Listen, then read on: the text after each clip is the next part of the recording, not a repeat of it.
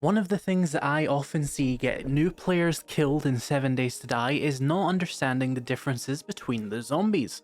There's several different classes of zombies even within just the basic type of zombies, so if you don't know them, you can find yourself neck deep in a bad time. So let's jump in and go over some tips and tricks related to zombies in 7 Days to Die.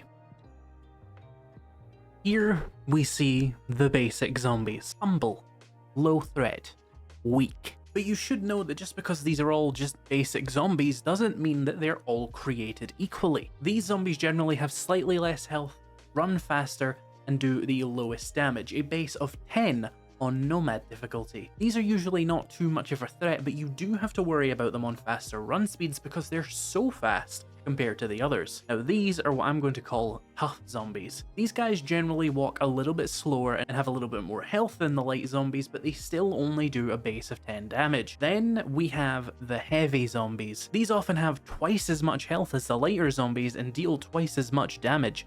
20 on Nomad. Within this class, I'd say there's also two small subclasses. The basic heavy zombies, the Big Mama and the Tourist, are very slow but high health and high damage. But the really scary ones are these two. If you play with high run speeds, these two will be your worst nightmare because they can spawn anywhere on the first day, despite them having double health, double damage, and the Biker has 20% armor. These two are always going to be your biggest concerns at the very start of a high difficulty game. At higher game stages and at night, you will find feral zombies. These are variations of all the zombies we just saw, but they are identified by their glowing orange eyes. These zombies always run, even during the day, unless you set it so they don't. They have twice the health of their non-feral variants and deal double damage, so basic ferals do 20 damage and heavy ferals do 40 damage. That means that on insane difficulty, a heavy feral can do 100 damage per hit. If that wasn't bad enough, they have a 30% resistance to dismemberment, making decapitations that much harder.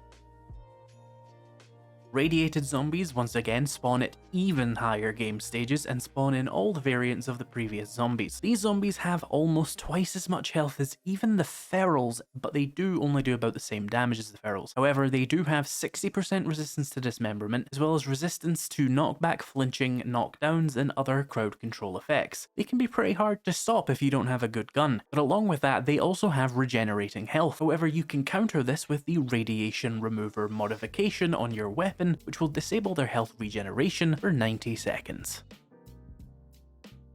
Large zombies spawn at even higher game stages, and they generally only spawn in sort of the lighter half of the zombies in variants. They run faster than all the other zombies, and they have about 20% more health compared to radiated zombies, and they do 60 base damage. But there's actually what I assume is a weird bug. The businessman and the construction worker, for no discernible reason as far as I can tell, do double damage. I can't see why in the game files, I just don't know why this happens, but they do a base of 120 damage per hit on Nomad. As you can imagine, on Insane, that's a very scary zombie. They also inherit the regeneration and resistances of the radiated zombies.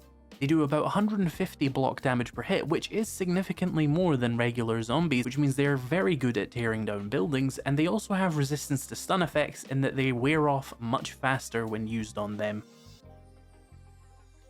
Infernal zombies actually take a damage hit compared to charged zombies. They do 45 damage, but they do 250 block damage, which is huge. They can absolutely shred any building you put between them and you. Infernal zombies have about 50% more health than basic radiated zombies. They're also considerably more resistant to knockdown effects, and are even resistant to fire, although that doesn't come up much by the time they spawn. Fortunately, they are generally quite slow, only really coming in the heavy zombie variants. They do, as well, inherit the resistances and healing effects of radiated zombies, and yes, the rad remover does work on charged and infernal zombies, and the nomad gloves also work on these two zombies. That was all the basic forms of zombies, and I wasn't sure where to put this tip, but we're going to cover zombie animals. First The dog.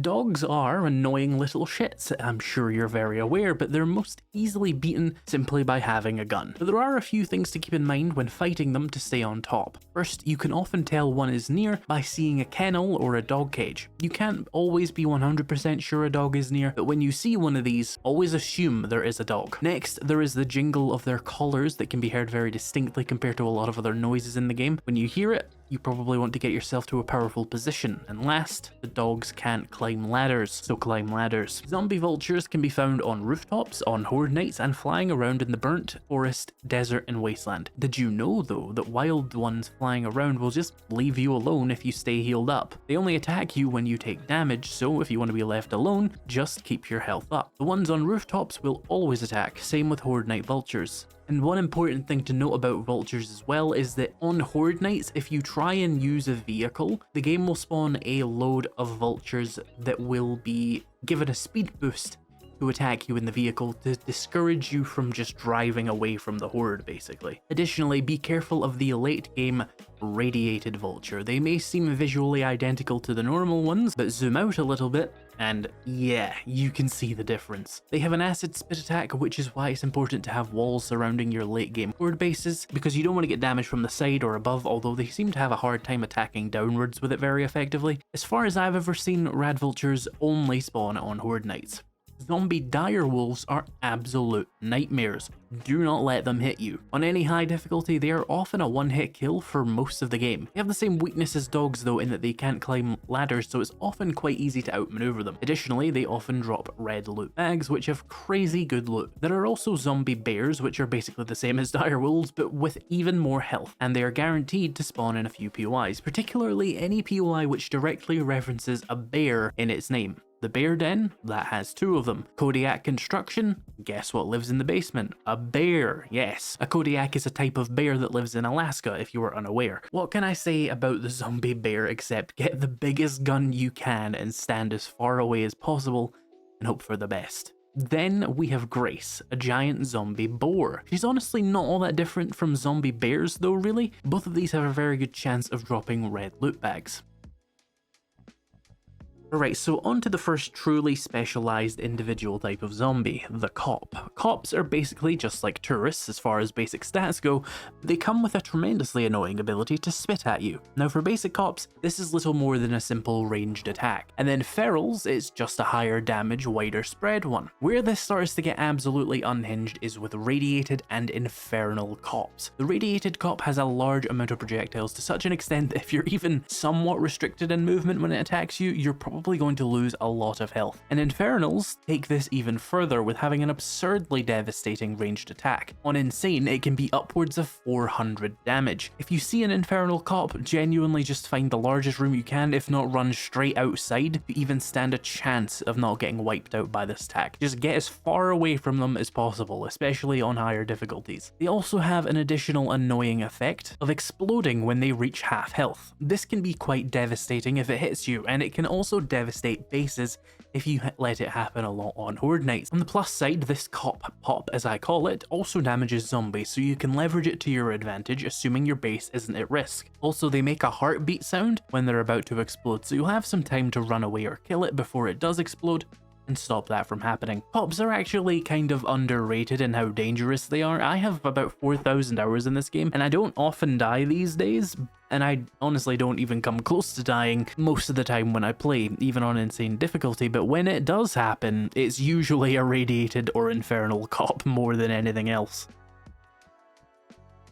There are 4 biome-specific zombies and each has their own unique ability, but it is worth noting that while they do mostly spawn in their respective biomes, often at high game stages, they will spawn in any POI or in any horde, so keep in mind that you do have to worry about these pretty much everywhere at a certain game stage. First is the burned zombie. Nothing all that special. He can set you on fire occasionally with his melee attacks. You can drink some water to put it out. That's really it.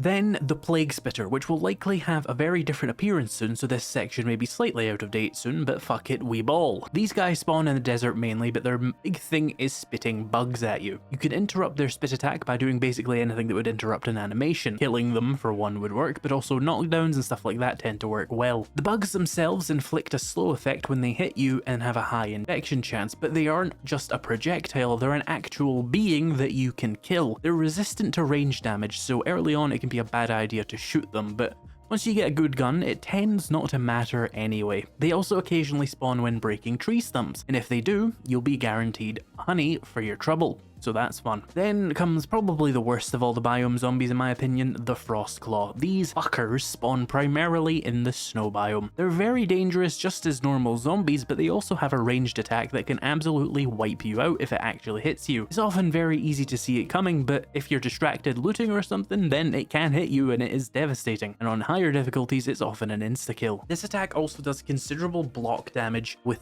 a splash effect, meaning that they can be a real menace on high game stage Horde Nights throwing rocks at your fighting position. They should obviously be prioritized when seen on Horde Nights. If you can stagger it while it does its animation, it often stops it from doing the throw though. Also, if you can remove the arms or legs from either the Frostclaw or Plague Spitter, they can't really do their animations, so that would nullify it as well. The last biome zombie is the mutated zombie, and these appear mainly in the wasteland. They do a radiation attack that causes radiation damage when it hits you. Luckily, it's pretty short range, and the biggest issue is the annoyance they cause when the effect starts. Just stay a few meters away from them and you'll be fine.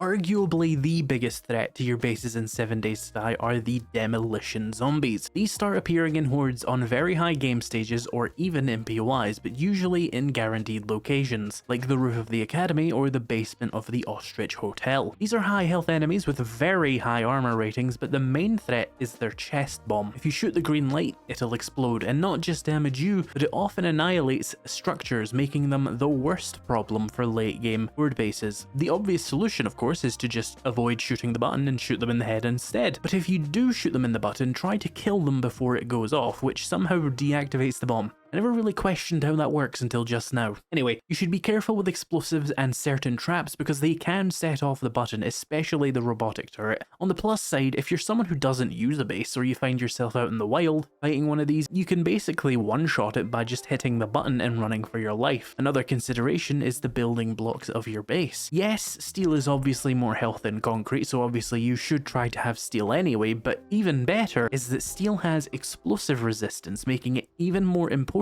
for handling demo explosions. This last section is just going to cover the miscellaneous special zombies that don't have much to say about them beyond a very simple gimmick. Screamers. Screamers spawn when you generate too much activity in an area. This is often caused by firing your gun or by mining ores, or most commonly by keeping your forges and other crafting stations active for too long. If they detect you, they'll scream and summon a small horde, often with other screamers, leading into a whole clusterfuck of screams to deal with. This mechanic can be exploited to farm XP though. An easy way to deal with them is just surround your base with a bunch of wooden spikes. They'll usually end up dying on them before they can get a scream off. Any other trap you would like to use instead is also viable. You will also find wild screamers in POIs, but their scream isn't real as far as I've ever seen, it's just kinda there to spook you. Spider zombies. These little pricks can jump if they can see you. Yet another reason to put walls on your horde base because they can jump behind you if you're visible. Then there are wights. Wights aren't actually all that special, but they do often end up being the most dangerous zombies of their special class, due to having very fast run speeds, even higher health, and just generally being very determined to eat your ass whole. The cure to these particular types of zombies is of course shooting them in the head with a really big gun. Sometimes the biggest problems have the simplest solutions. If you found this video helpful, why not check out this video popping up on screen right now where I go over how to get the best loot in 7 Days to Die. Thank you so much for watching, and I will see you in the next video.